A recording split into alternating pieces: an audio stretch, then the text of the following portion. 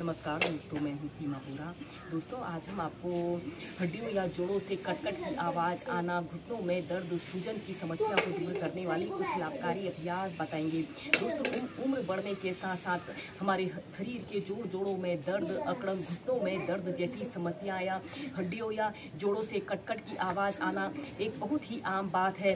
दोस्तों, घुटनों या हड्डियों या जोड़ों में कटकट की आवाज़ आने के अनेकों कारण होते हैं। इसका मुख्य कारण मांसपेशियों में खिंचाव और उम्र का बढ़ना और गठिया के कारण अक्सर घुटनों में या हमारे शरीर के जोड़ों में कटकट की आवाज़ या चटकाने की सी आवाज़ आती है। वैसे जोड़ों में या हड्डियों में कटकट की आवाज़ आना या चटकाने की आवाज़ आना बहुत ही आम बात है। यह स्वास्थ्य के लिए हानिकारक नहीं होता है और कई बार यह जब हम अपने पैर सीधे करते हैं तो घुटनों से चट या कटकट की आवाज़ आती है, तो इससे हमें राहत मिलती है और यह हमारे जोड़ों को गति प्रदान करता है। और इसके अलावा बहुत सी बार यह गठिया जैसे रोगों का कारण भी बनता है। आप योगासनों के नियमित अभ्यास करने से अपने हड्डियों की कमजोरी, शरीर के जोड़ों में दर्द, अकड़न, गठिया, सूजन जैसी समस्या को दूर कर सकते हैं और फिट और हेल्दी लाइफ जी सकते हैं। आइए देखते हैं कि समस्या को दूर करने वाले अभ्यासों को कैसे प्रैक्टिस किया जाता है। इस समस्या को दूर करने के लिए सबसे पहले हम कुछ सूक्ष्म अभ्यासों को प्रैक्टिस करेंगे। सबसे पहले आपने ऐसे ही दंडासना की पोजीशन पर ऐसे ही बैठ जाना है। कमर गर्दन आपने अपनी बिल्कुल सीधी रखते हैं और सबसे पहले अपनी पैरों की अंगुलियों को ऐसे श्वास अंदर भरते हुए ऐसे पीछे को खींचते हैं और श्वास छोड़ते हुए अपनी पैरों की अंगुलियों को ऐसे आगे करना है। श्वास अंदर भरते हुए पीछे और श्वास छोड़ते हुए आगे।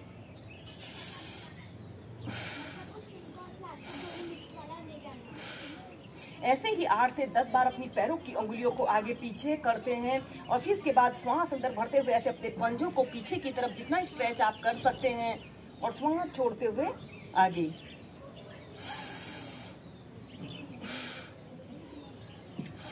ऐसे ही 8 से 10 बार कीजिए और फिर ऐसे अपने पंजों को गोल गोल घुमाना है, फिर एंटी क्लॉकवाइज।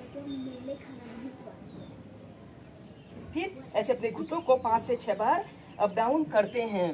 फिर इसके बाद आपने अपने राइट पैर को ऐसे घुटने से ऐसे मोड़ लेना है और अपने दोनों हाथों को ऐसे इंटरलॉक करके अपने तलवों के नीचे से ऐसे रख लेते हैं।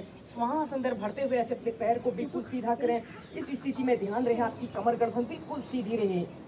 30 सेकंड तक ऐसे ही रुकें और फिर नीचे, फिर दूसरे पैर से श्वास अंदर भरते हुए ऐसे अपने पैर को बिल्कुल सीधा करते हैं।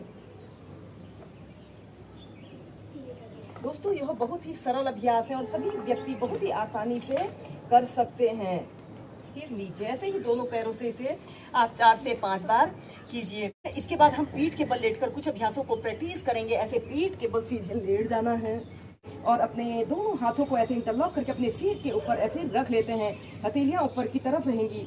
श्वास अंदर भरते हुए ऐसे अपने ऊपरी शरीर को ऊपर की तरफ खींचे और दोनों पैरों को ऐसे आगे की तरफ तानते हैं। जैसे आप खड़े होकर ऊर्ध्व ताड़ासना को प्रैक्टिस करते हैं, वैसे ही आपने लेटकर इस अभ्यास को प्रैक्टिस करना है। 10 सेकंड तक ऐसे ही रुकें। श्वास छोड़ते हुए ऐसे अपने पैरों को ढीला करते हैं और ऐसे अपनी हथेली को ऐसे अपने सिर के ऊपर रख लेना है। श्वास अंदर भरते हुए ऊपर,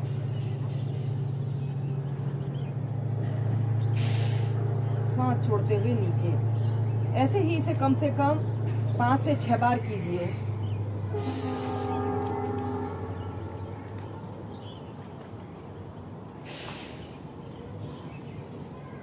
और फिर इसके बाद आपने अपने राइट पैर को ऐसे घुटने से ऐसे मोड़ लेते हैं और अपने दोनों हाथों को ऐसे इंटरलॉक करके अपने घुटने के पीछे से ऐसे रख लें और श्वास छोड़ते हुए ऐसे अपने घुटने को ऐसे अपनी छाती पर लगाइए। ऐसे अपने पंजे को आगे की तरफ तान लेते हैं। 10 सेकंड तक ऐसे ही रुकें या फिर अपने हाथ को ऐसे अपने घुटने के नीचे से भी रख लें। फिर दूसरे पैर से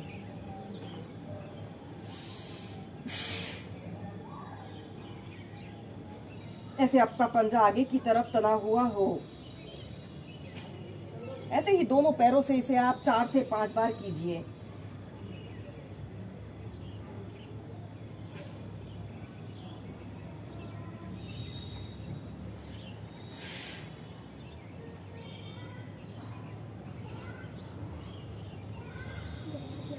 फिर सीधे। इसके बाद हम नेक्स्ट अभ्यास करेंगे सुप्त पाद अंगुष्ठ आसन। और अपने राइट पैर को ऐसे घुटने से ऐसे मोड़ लेते हैं और अपने हाथ की 2 उंगलियों से ऐसे अपने पैर के अंगूठे को पकड़ लेते हैं। श्वास अंदर भरते हुए ऐसे अपने पैर को बिल्कुल सीधा करें, ऐसे आपका पैर बिल्कुल सीधा रहे। और श्वास छोड़ते हुए ऐसे अपने घुटने को ऐसे अपने नाक पर स्पर्श कराने की कोशिश करें, या फिर अपने दोनों हाथों को ऐसे अपने तलवों के नीचे से रख लेते हैं। 30 सेकंड तक ऐसे ही रुकते हैं।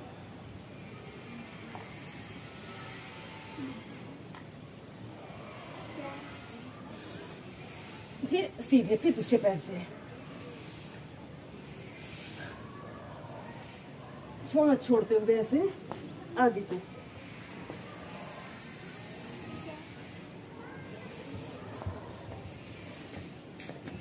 ऐसे ही दोनों पैरों से इसे आप 4 से 5 बार कीजिए।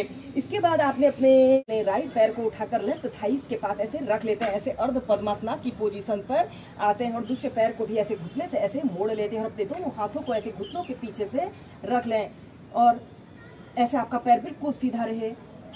श्वास अंदर भरते हुए ऐसे अपने पंजे को पीछे की तरफ स्ट्रेच करने की कोशिश करें। श्वास छोड़ते हुए आगे। ऐसे ही 5 से 6 बार अप डाउन कीजिए।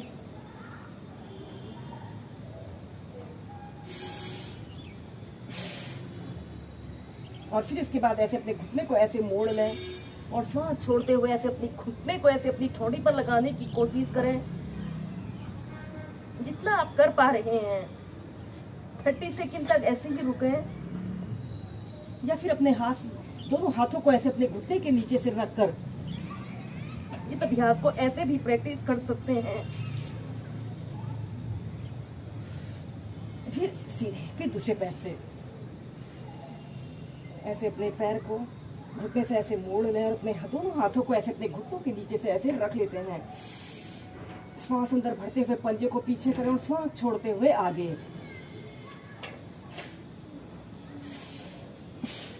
यह अभ्यास हमारे घुटनों में दर्द सूजन की समस्या को दूर करने वाले बहुत ही अच्छे और सरल अभ्यास हैं।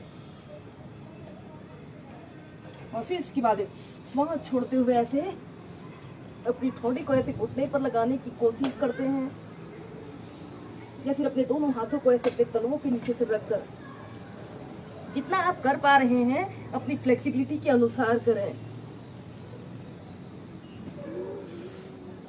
फिर सीधे